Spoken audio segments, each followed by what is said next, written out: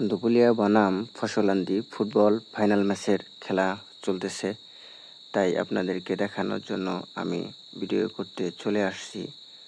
এই দুটি দলের মধ্যে দুপুলিয়ার হয়ে খেলতেছে সবুজ জার্সি পরে, ফসলান্দির হয়ে খেলতেছে লাল জার্সি পরে। দুটি দলের মধ্যে কোন দলটা জিতে অবশ্যই দেখে যাবেন। দুই দলই অনেক ভালো খেলতেছে। খেলা শেষের দিকে টাইফিকার দেবে এখন। দেখি টাইফিকারে কোন দল জিতে।